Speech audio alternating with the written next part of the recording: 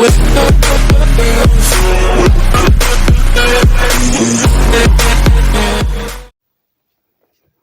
what's up, guys? Back at it again. It's your boy Jay the Gray, up with part two of what if Deku broke his human limiters. Dang.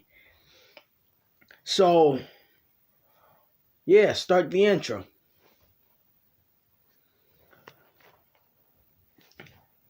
So we're gonna start off where we left off, and part one was when Izuku Midoriya got into UA. Yeah, his first day at UA. So on his first day at UA, he meets Uraraka. He meets Uraraka at the doorway, and they have a little chat. And as the little chat goes, and as they keep chatting, Aizawa Sensei eventually comes to the class and interrupts them while they are talking, and tells them that they should get ready to go outside to do the fitness exam. So they all go outside. In the fitness exam, let's just say your boy Izuku Midoriya dominated, because in the fitness exam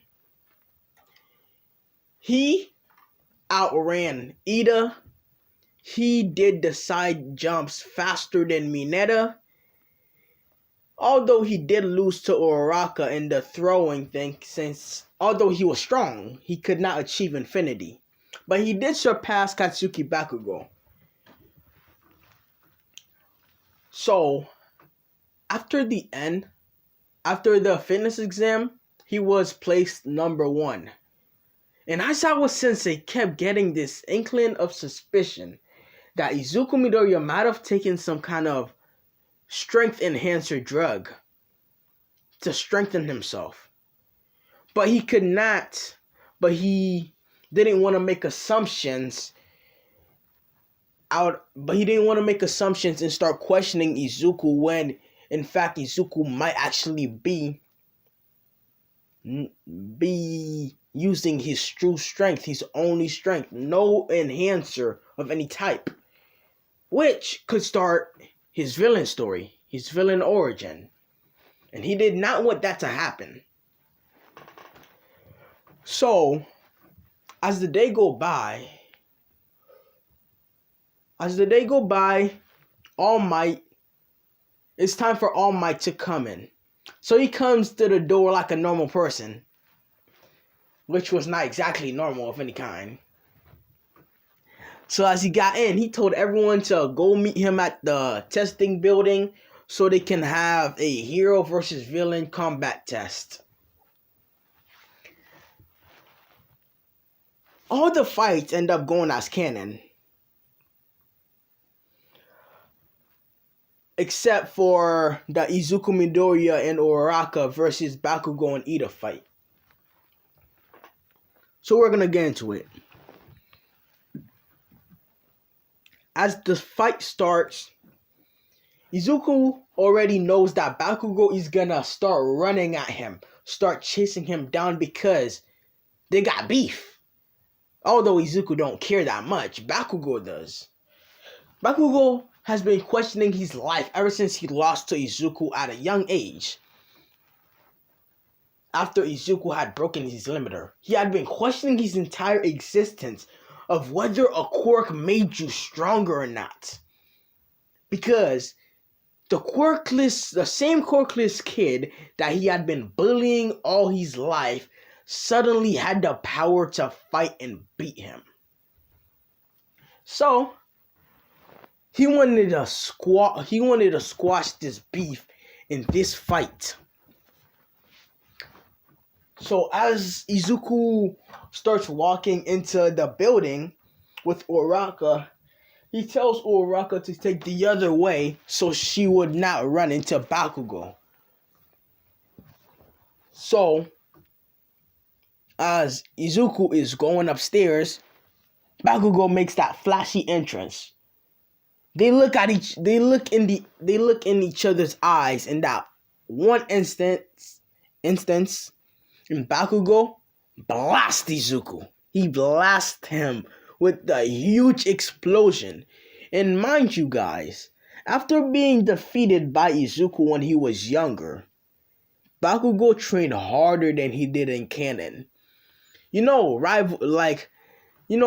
animes, when like a rival always pushes you to be the stronger version of yourself. Although Bakugo did not want to see Izuku as a rival, he still wanted to catch up to Izuku in strength. So he always worked harder than he did in canon. So now he's really, really strong. If I were to rank Bakugo's strength right now, and Bakugo's strength in canon, I would say Bakugo's strength in canon would be in like the 200 pro hero level, while the Bakugo in this story is in the 100 pro hero power level. While Izuku's in the top 5 at full strength. So he did not stand a chance. So as Bakugo throws that big explosion, everyone in the moderating room is so confused and so worried that he might have killed Izuku. Especially after they just found out he was quirkless. But they started questioning, how can a quirkless kid have beaten us in the fitness exam? So they started to think he actually did have a quirk, but he was just hiding it. But they were still worried nonetheless because that explosion that Bakugo threw was huge. But it turns out that Izuku had dodged the explosion in time, as we know he would. So Izuku comes with the counter. I'm gonna rip off the cannon, but he grabs Bakugo's left arm, I think, and drops him to the ground like he did in canon. So after dropping Bakugo to the ground, he makes space. He makes distance within from Bakugo so he can have at least a little breathing room. Because Izuku is really intelligent. He knows that if he had stayed in the ground if he had still stayed near Bakugo after dropping him to the floor, Bakugo would use an explosion. And although Bakugo would end up hurting himself, it's his own quirk, so he has some resistance to it. It would not hurt as much. It would not hurt him as much as it would hurt Izuku. So Izuku, with that quick thinking, made some space between him and Bakugo. And the fight, let's just say, the fight was crazy. Bakugo is a fighting genius. His instincts, even when it was not trained, were so honed that he was a fighting genius, bro. He's a monster in combat. So as they kept fighting, as they kept trading blows, trading moves, Bakugo kept getting stronger. I wouldn't say stronger per se, but his experience kept skyrocketing. Every time Izuku would throw a punch, he would always try to counter it faster than he did with the last punch. So Bakugo's experience and latent talent kept exploding and exploding and exploding. To the point that Izuku had to start to at least get a little bit serious to land a hit on Bakugo. Because we know Izuku's in the top 5 hero strength. So he had to take it easy on Bakugo. But Izuku, he started to get bored. Although it was fun at first, the fight, he started to get bored. Like really, really bored. So he ended the fight by punching Bakugo so hard in the face that even All Might cringed. All Might cringed all the way from the moderating room, bro. because Bakugo went through the buildings, bro, and landed right outside. He even smashed into another building. That's how strong that hit was. So after that, Izuku just disappeared with the after image. That's how fast he was. And then ended up being upstairs right next to Uraraka. They ended up teaming up and have like a wholesome moment where Uraraka was, fangirling, I guess. But they had this wholesome moment where they beat Ida and won their match. The next after the whole fights with the rest of the class, Bakugo ended up going to the nurse, the heroine. Man, I forgot her name. Recovery girl. Yeah, recovery girl. Bakugo ended up going to a recovery girl. He was pissed, like really, really pissed. And the guy is always pissed. So he had to be really... Oh my gosh, why am I repeating myself? So yeah. The next day, Aizawa Sensei, or as we know him as Eraserhead, told Bakugo to grow up and stop acting like a child, that a lost is a lost. So, Bakugo had to suck it up. And then Eraserhead announced that they were going to the USJ. The USJ incident's about to happen, guys. Okay. So, as the USJ happened, 13 still ends up making her speech about how quirks are dangerous. But Izuku, even though he's a fan of heroes, he did not pay her that much attention, because after all, he didn't have a quirk. He achieved his level of strength by himself. No quirk involved. So he did not pay attention to her whole speech. As they get into the building, Recovery Girl asked Aizawa why All Might wasn't there. And Aizawa ends up telling her the same thing he said in the anime. I think he said that All Might had ran out of limit, because I think he although he doesn't know about All for One, he knows about All Might's true form. So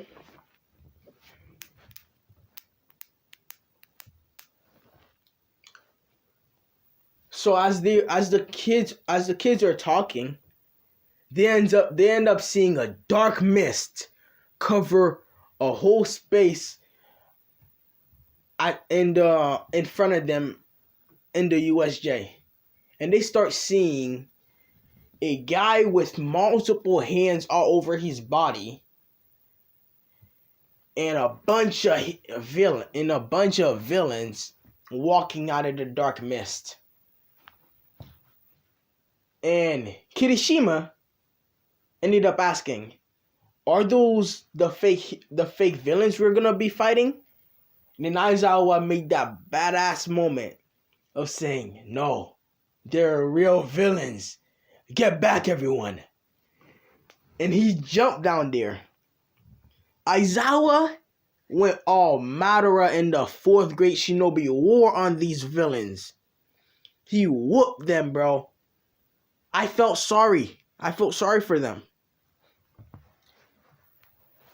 But then, it was Nomu's time to shine. Because Tomura Shigaraki told Nomu to take out Eraserhead. And as Nomu is about to speed blitz and hit Aizawa with full force, Izuku ends up going there and catching the hit with one finger. Y'all know which scene this came from. We all know it's Aizen style. He caught the he caught the punch with one finger. Let's run it back. Nomu didn't try to hit Aizawa with full strength because his strength is comparable to All Might. And All Might and Izuku could not block All Might's punch with one finger. So that's unrealistic for now. He's not that strong yet. So we're not gonna. So he still ended up catching the punch with one finger, but it was because Nomu did not use his full strength. Everyone at the USJ stood still in shock. They were frozen at such a badass moment that it would be recorded in their mind and stuck in their mind for the rest of their lives. So as that moment passes, Izuku says, "Nah, you're not fighting my sensei. You're fighting me. I'm gonna whoop your ass." And Nomu screeches right in his face. And they start trading blows. Blows after blows. You could say it's like the lesser version of the fight between All Might and Nomu. As they were fighting, Izuku kept getting stronger, but we all know how Nomu is with his shock absorption quirk too. And since Izuku did not have the strength of All Might yet, or even surpassed it, he could not like exhaust the Nomu shock absorption.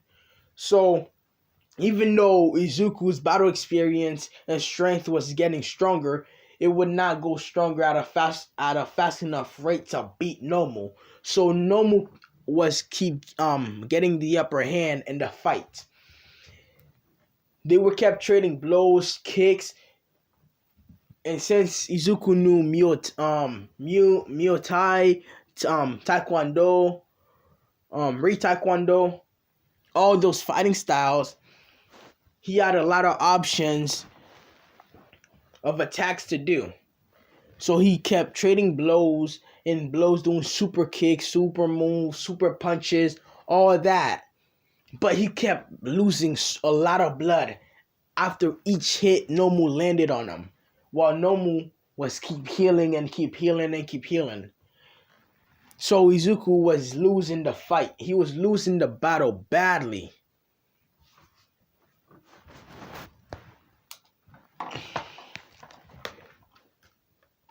And by the time All Might ended up arriving to the scene, Izuku's arms were broken. His legs, he could barely stand. His face was bruised. And Izuku had already passed out standing. But he was still punching. His will would not allow him to stop fighting, to stop moving forward. Because after all the things he had endured for all his life, all the pain and suffering, all the traumatic events, all the broken beatdowns he's faced, he would not lay there and get beat up. He would keep on fighting even if it meant that he would die. His will was that strong. So as everyone was seeing such a scene, they were so inspired that they kept fighting the villains that they tried to fight the villains that were still standing. Even some of the villains were inspired by the fight, by his will and determination to keep moving forward. And when All Might came to the scene, he wondered, if I had met him before today, or no, before yesterday, would I have given him one for all?